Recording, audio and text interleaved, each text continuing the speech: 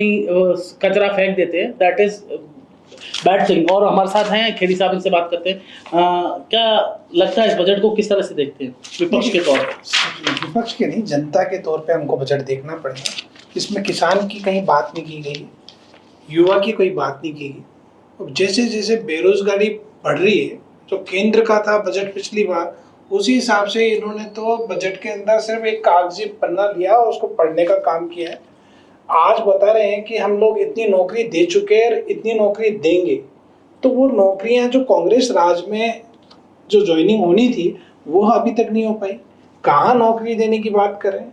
कागजों के अंदर वही जनता के अंदर चर्चा जो है कि जनता देखना चाहती थी इस बजट के अंदर महंगाई कम हो, महिला देखना चाहती थी मेरे रसोई का बजट संतुलित हो, किसान देखना चाहता था कि हमें एमएसपी मिले, और आज सब लोग देखना चाहते थे कि जो हमारी ईआरसीपी है इस बजट के अंदर सरकार खुल के उसके बारे में चर्चा करेगी।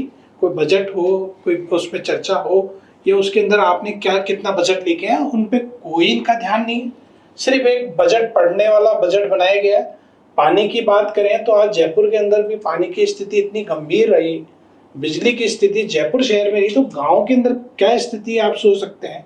केंद्र की योजना तो बना दी गई घर घर कनेक्शन की, पर जब पानी नहीं होगा, फ्लोराइड का पानी लोगों को पिला रहे हैं, बीमार होंगे, उन चीज़ों को पहले ध्यान देना चाहिए कि हम वाटर कहाँ से लेके आए, उसका सेविंग क्या करें। आज आप देख सकते हैं थोड़ी सी 15 मिनट की बरसात होती है, जयपुर में जाम लग जाता है, और जो बरसाती पानी को हम जयपुर शहर में कहाँ स्टोर करें, उस पानी पे बिल्कुल ध्यान नहीं है। तो गाँव की तरफ तो इनका बिल्कुल ध्यान नहीं है। जब जयपुर की राजधानी में ट्रैफिक की बात हो, पानी की बात हो, इन चीज़ों पे कहीं ध्यान नहीं दिया गया है इस बजट में।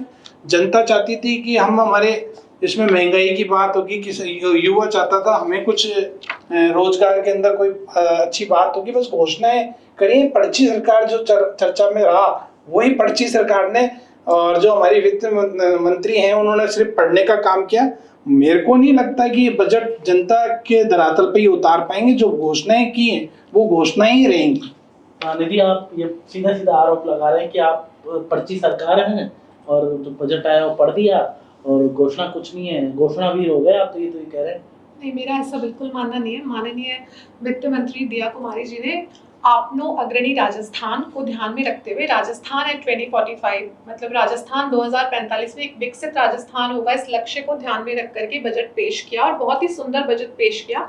सभी का ध्यान रखा उन्होंने बजट के अंदर। इंफ्रास्ट्रक्चर की बात करी, राजस्थान को $350 बिलियन की इकोनॉमी बनाने की बात करी, युवाओं को नौकरी देने की बात करी, जिसमें से 1 लाख नौकरियां, 1 लाख जो भर्ती हैं वो तो 2024-25 में ही आ जाएंगी। उसके बाद टोटल उन्होंने 4 लाख नौकरियों की बात करी है। महिलाओं का भी ध्यान रखा है, किसानों को सम्मान दिया है, बड़े उद्योगों के साथ साथ एमएसएमई का भी उन्होंने ध्यान रखा है। जल की मैं बात कर, आरोप लगा रहे थे कि इम्प्लीमेंटेशन के नाम पे तो नथिंग, कुछ भी नहीं। They have just started, they have just begun. अभी स्टार्ट ही हुआ है, बजट पेश करा है, धीरे धीरे इम्प्लीमेंटेशन भी होगा। एक दिन में nothing happens in a day or two, you also know. तो धीरे धीरे इम्प्लीमेंटेशन डेफिनेटली होगा। और जल की बात करूं तो मैं हर विधानसभा क्षेत्र के अंदर 20-20 हैंडपंप लगाने की भी घोषणा की गई है। तो पर निधि जी, ड्रेनेज तो हम देख ही रहे हैं, इन्होंने ड्रेनेज पे आरोप लगाया, जयपुर का ड्रेनेज खराब है।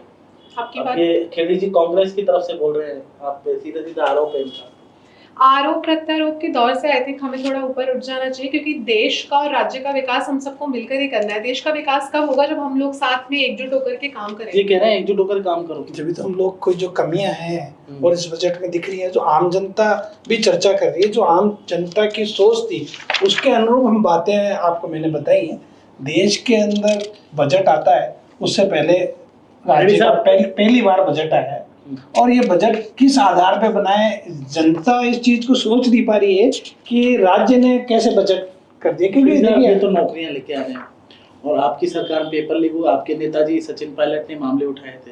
देखिए, हम लोग ने हमेशा जनता के पक्ष में जो भी मुद्दा हो उसको उठाया, चाहे से पेपर लीक की बात हो, उस पर हमने कहा जो लोग इसमें मेन जो कड़ी जब तक पकड़ में नहीं आएगी, ऐसे लोग जब तक मेन पकड़ में नहीं आएंगे, किसी की भी सरकार हो उनको कार्रवाई करनी चाहिए। बात करना एक आसान होता है कि ये चीज़ हो जाएगी। आज 6 महीने में इन्होंने कोई काम नहीं किया, सिर्फ एक माहौल बनाया गया है और माहौल के अंदर भी उन्होंने आज 6 महीने में ऐसी बात तथ्य नहीं रख पाए जो सरकार पे लगाते थे। आज पूरे देश के अंदर आप देख सकते हैं नीट की बात तो पूरा देश जनता, देश की जनता, युवा रोड पे था।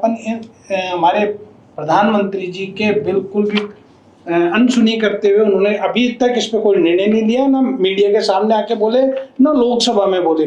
बात को दबाने का काम करते हैं। हम लोग हमेशा, हमारी सरकार भी हो, अगर गलत है तो हम लोग उठाने की बात करते हैं। आज बीजेपी का कार्यकर्ता खुद डरा हुआ है, बोल नहीं सकता, खुद बात कर रहा है कि हमारे काम नहीं हो रहे, हमारे सुन नहीं रहे, पर वो लोग डरे हुए हैं। जो राहुल गांधी जी बात करते हैं कि ये लोग डरे हुए हैं, डर के डिसीजन नहीं ले पाते। एक पर्ची सरकार है, एक पढ़ने को पढ़ने वाली सरकार है।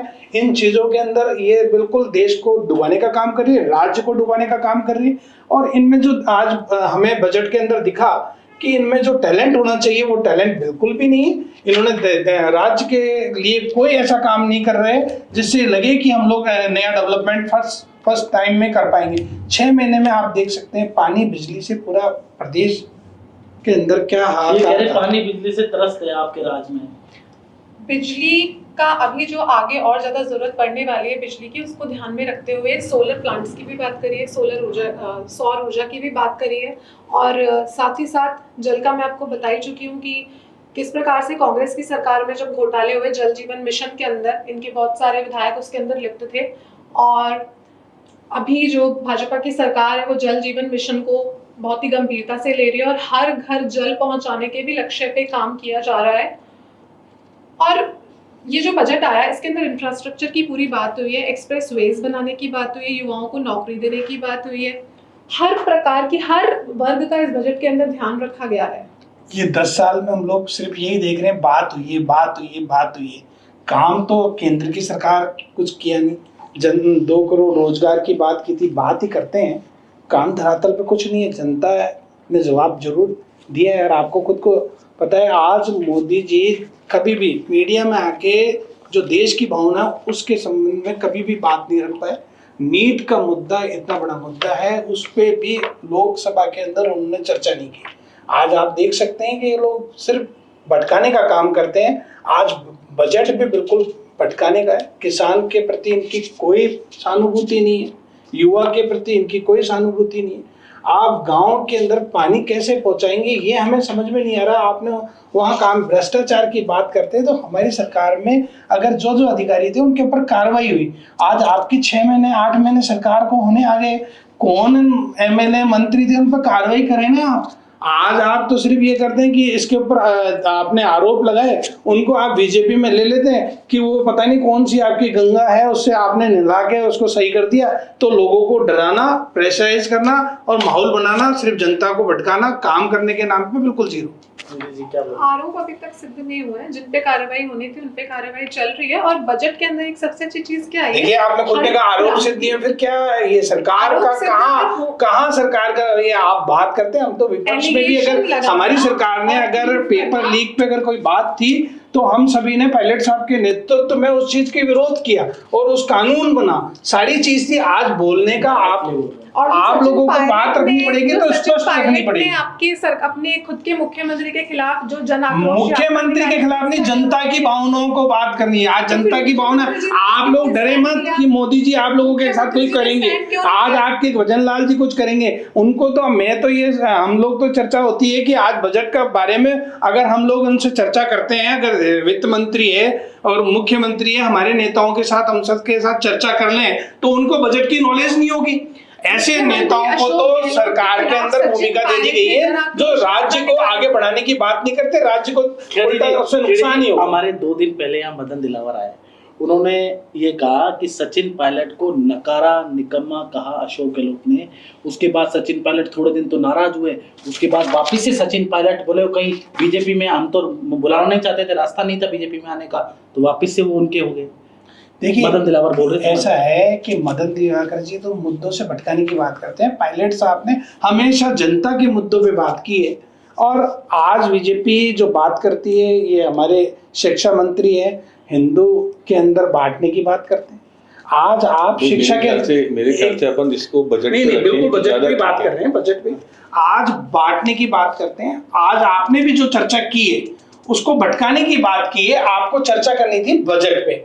आज कांग्रेस पार्टी के अंदर हम लोग सब लोग यही चाहते हैं कि देश के अंदर, राज्य के अंदर हमारी जनता को खेड़ी जी वो ये कह रहे हैं, साफ कह रहे थे कि सचिन पायलट को बीजेपी में कोई एंट्री नहीं है, हम लेना नहीं चाहते थे, सचिन पायलट को रास्ता नहीं बचा इसलिए कांग्रेस में चले गए। नकारा निकम्मा बोलने के ऐसा है कि पायलट साहब इतने बड़े नेता हैं और ये बीजेपी तो ख्वाब देखने की बात कर रही है। पायलट साहब ने हमेशा कांग्रेस के पक्ष में, कांग्रेस को मजबूत करने में, आज आप देख सकते हैं कि पायलट साहब से घबराए हुए इनके मोदी जी हों, चाहे से इनके जितने भी बड़े बड़े नेता हों, सब घबराए रहते हैं। जहां जहां पायलट साहब की सभाएं होती हैं, जहां जहां ये लोग मोदी जी जाते हैं तो वो नाम ले रहे हैं अमित शाह। और ये आप तो भटकाने की बात नहीं करें, जो बजट लेके आए बिल्कुल बजट निधार है, बिल्कुल आप बेरोजगारी की बात करनी चाहिए थी, आपको किसान की बात करनी चाहिए, क्या बोल रहे हैं? आपको युवाओं की बात करनी चाहिए थी, आपको महंगाई की बात करनी। अशोक गहलोत साफ तौर पे सचिन पायलट को मानसिक दिवालिया और इंग्लिश बोलने से कोई अच्छा नहीं होता, और तुम तो अच्छे स्कूल्स में पढ़े हो, हैंडसम दिखने से कुछ देखिए उनमें टैलेंट है तो उनकी तारीफ भी हो रही है ना, टैलेंट है। इस्तेमाल किया उनके लिए अपने ही पार्टी के लीडर के खिलाफ। ये तो हिस्ट्री में पहला ही उदाहरण मैंने देखा है कि अपने ही मंत्री के खिलाफ मुख्यमंत्री जी ऐसी अभद्र भाषा का इस्तेमाल करते रहे हैं और उनको बिल्कुल भी रिस्पेक्ट नहीं दी। मतलब इस तरीके से तो एक सभ्य इंसान किसी से भी बात नहीं करता है जिस प्रकार के शब्दों का प्रयोग सचिन पायलट जी के लिए किया गया, जो कि इतने योग्य है।